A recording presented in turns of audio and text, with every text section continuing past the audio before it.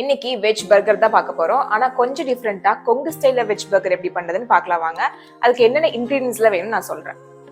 First மல்லித்தூள், அதுக்கப்புறம் chilli powder, mayonnaise, நான் ஹெல்மென்ஸ் ப்ராடக்ட் மைனீஸ் எடுத்திருக்கேன். தக்காளி வந்து ஒரு 11 தக்காளி வேணும், மீடியம் சைஸ் தக்காளி 11 தக்காளி வேணும். நான் 2 பொட்டேட்டோ வந்து நல்லா பாயில் பண்ணி வச்சிருக்கேன். அண்ட் ரெடிமேட் பன் வாங்கியிருக்கேன், பர்கர் பன். மைதா வந்து 1 டேபிள் ஸ்பூன் வந்து தண்ணியில் கொஞ்சம் கலக்கி வச்சிருக்கேன். இது பிரெட் கிரம்ஸ். காய் வந்து நீங்கள் என்ன வேணால் ஆட் பண்ணிக்கலாம். நான் இன்னைக்கு வந்து கேபேஜும் கேரட் எடுத்திருக்கேன். ஒரு மீடியம் சைஸ் ஆனியன், ஒரு சில்லி வந்து பெரிய சில்லியில் ஹாஃப் சில்லி எடுத்திருக்கேன். பூண்டு வந்து ஒரு கட்டை ஃபுல்லாகவே எடுத்துக்கலாம். இது வந்து மேலே டாப்பிங்ஸ்க்காக ஆனியனும் டொமேட்டோவும் எடுத்திருக்கேன். வாங்க எப்படி பண்ணுறதுன்னு பார்க்கலாம். இப்போ இந்த டொமேட்டோ வந்து நம்ம வந்து நல்லா பேஸ்ட் பண்ணி எடுத்துக்கலாம். தண்ணி எதுவும் ஆட் பண்ணாம எடுத்துக்கலாம்.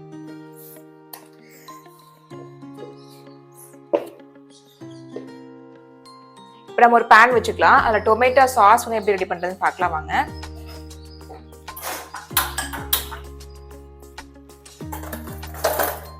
இந்த பேன் நல்லா சூடானதுக்கு அப்புறமா நல்லெண்ணெய் ஆட் பண்ணிக்கலாம்.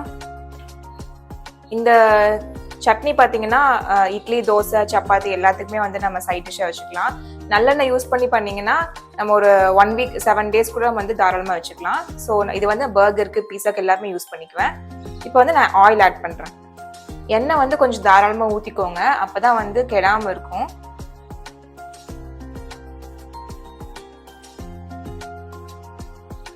ஆயில் நல்லா சூடானதுக்கு அப்புறமா கடுகு, வெந்தயம் ஆட் பண்ணணும். அதுக்கப்புறம் சில்லி பவுடர் கொஞ்சம் ஆட் பண்ணணும், காரத்துக்காக சில்லி பவுடர் ஆட் பண்ணணும். எண்ணெய் வந்து நல்லா சூடாயிருச்சு. இந்த ஸ்டேஜ்ல வந்து கடுகு ஆட் பண்ணிக்கலாம்.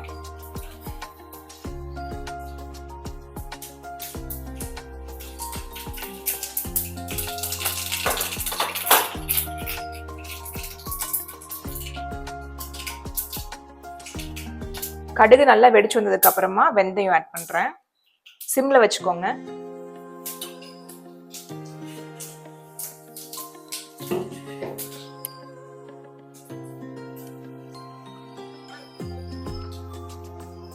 இப்போ இது கூட பூண்டு ஆட் பண்ணிக்கலாம்.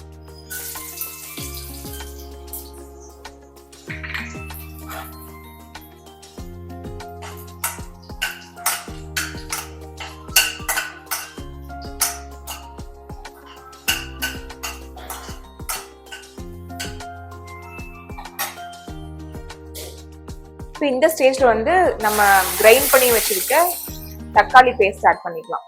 தண்ணி எதுவுமே ஊத்திடாதீங்க, இந்த பேஸ்டே போதும்.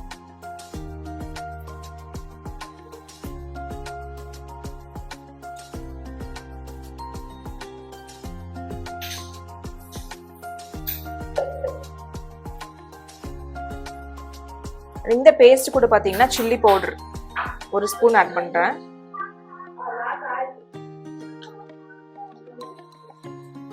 சிம்ல வச்சு நல்லா வந்து ஃபைன் பேஸ்டா வந்து பண்ணிக்கோங்க.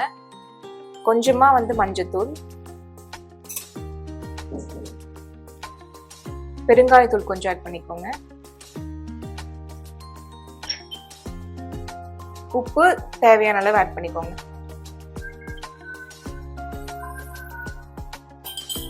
இதை நல்லா மிக்ஸ் பண்ணி வச்சுக்கலாம். மிக்ஸ் பண்ணி மூடி போட்டு கவர் பண்ணி வச்சுக்கோங்க. ஒரு 10 மினிட்ஸ் வந்து ஆகும் நல்லா கெட்டியா வரதுக்காக. நம்ம மூடி போட்டு மூடி வச்சுக்கலாம்.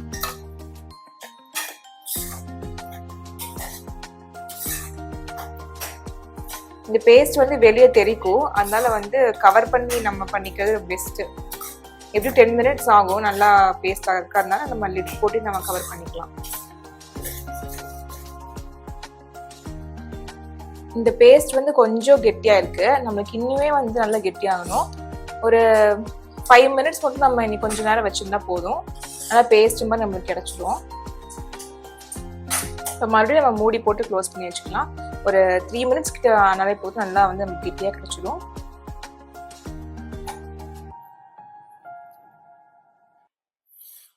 அதுக்குள்ள வந்து நம்ம பேட்டிக்கு ரெடி பண்ணிடலாம்.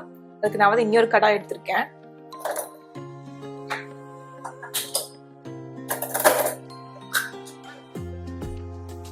இந்த கடாய் நல்லா ஹீட் ஆனதுக்கு அப்புறமா கடலை எண்ணெய் ஆட் பண்ணிக்கோங்க.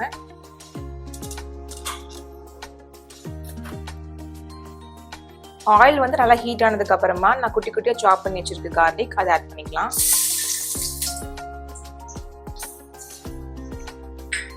இது கூட ஒரே ஒரு பெரிய வெங்காயம் ஆட் பண்ணிக்கோங்க. இதையும் நல்லா ஃபைன் சாப்பா பண்ணி வச்சிருக்கேன், ஆட் பண்ணிக்கோங்க.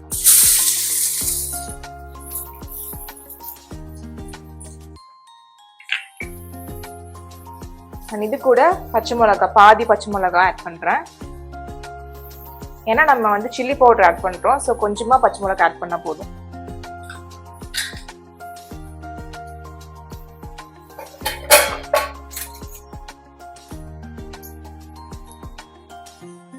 இது நல்லா ஃப்ரை பண்ணிக்கோங்க.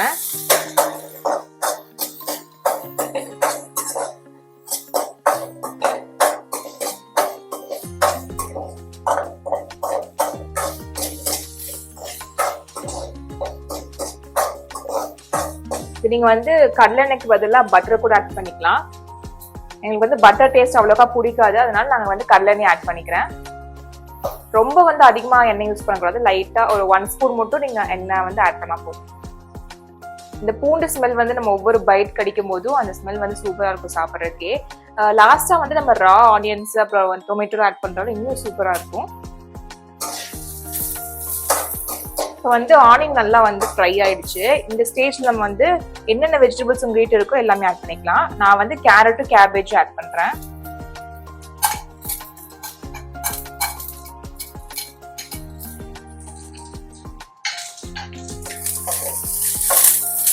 அண்ட் இது கூட மசாலாஸ்ல ஆட் பண்ணிக்கலாம்.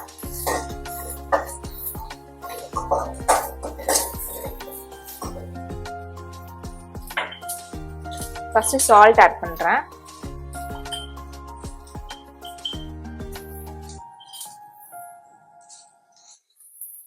மிளகாத்தூள் கொஞ்சமா ஆட் பண்ணிக்கோங்க, சில்லி போட்டுக்கனால கொஞ்சமா தான் ஆட் பண்றேன்.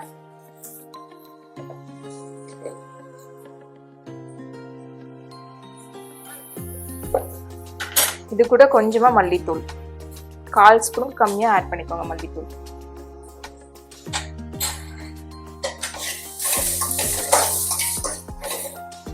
இது கூட கரம் மசாலா 1/4 ஸ்பூன்.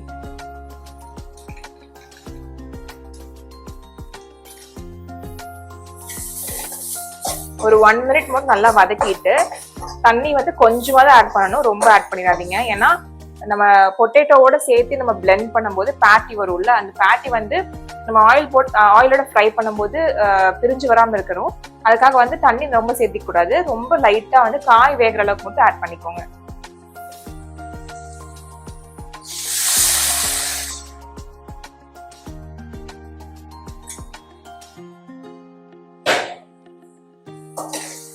தண்ணி ரொம்பவே நான் கம்மியா தான் ஆட் பண்ணியிருக்கேன்.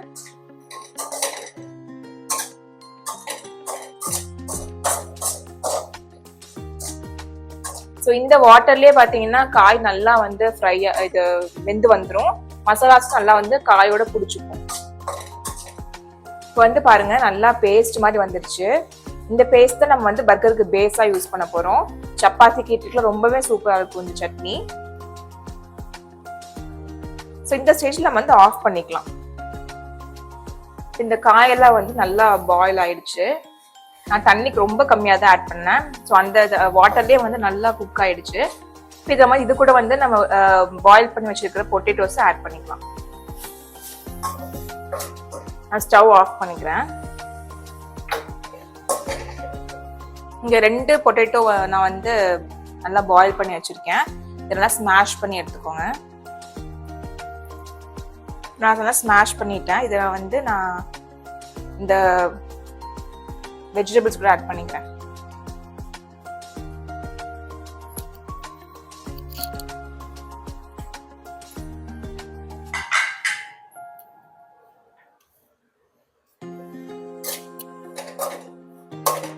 ஒரு டைம் நல்லா மாதிரி மிக்ஸ் பண்ணி எடுத்துக்கோங்க. நம்ம பேட்டி பண்ணிடலாம். இப்போ பேட்டி ரெடி ஆயிடுச்சு. நம்ம வந்து 2 டிப்பிங்ஸ் மட்டும் பண்ணணும். ஒன்று வந்து மைதா மாவில் வந்து நான் தண்ணி கொஞ்சம் கலக்கி அதில் வந்து நம்ம இதை நினச்சி எடுக்க போகிறோம். அது கூட வந்து பிரெட் கிரம்ஸ் வந்து நான் கொஞ்சம் அரைச்சி வச்சுருக்கேன்.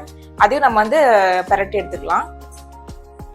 ஃபர்ஸ்ட் வந்து மைதா மாவு மிக்ஸ்ல வந்து நான் டிப் பண்ணிக்கிறேன். அது கூட பிரெட் கிரம்ஸ்.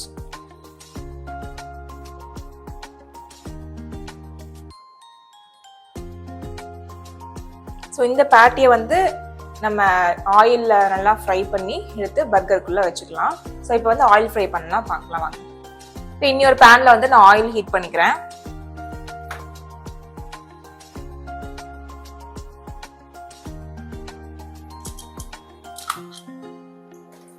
எண்ணெய் வந்து நல்லா சூடாகணும். அதுக்கப்புறம் தான் பேட்டி போடணும். இப்போ எண்ணெய் வந்து நல்லா சூடாயிடுச்சு. நான் வந்து பேட்டி போட்டுருவேன்.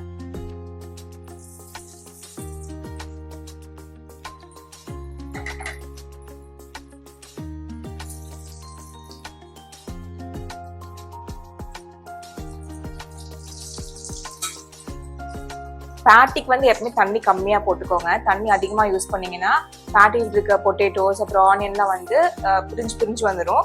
தண்ணி கொஞ்சம் ஆட் பண்ணாதான் இந்த மாதிரி சேர்ந்து வரும். பேட்டி பிரியாம வரும், பார்க்க அழகா இருக்கும். இந்த ஸ்டேஜ்ல நம்ம வந்து எடுத்துக்கலாம். இந்த பர்கர் பன்ல வந்து நம்ம ஆல்ரெடி செஞ்சு வச்சிருக்க தக்காளி பேஸ்ட் நான் ஸ்ப்ரெட் பண்ணிக்கோங்க. இதுக்கு மேல மயோனீஸ்,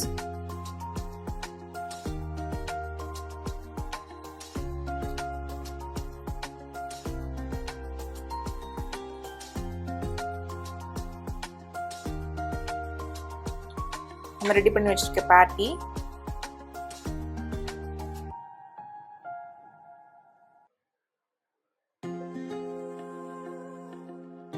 தக்காளி ஆட் பண்ணிக்கோங்க, அப்புறம் ஆனியன் இதை வச்சு க்ளோஸ் பண்ணி சாப்பிட்டுக்கலாம். ஸோ இந்த லேயரிங் தான் நம்மளோட வெஜ் பர்கர். அது கொங்கு ஸ்டைல் வெஜ் பர்கர்ல நமக்கு கிடைக்கும். இப்போ நம்மளோட பர்கர் ரெடி ஆயிடுச்சு. நான் சாப்பிட்டு பார்த்துட்டு எப்படி இருக்குன்னு டேஸ்ட் சொல்றேன்.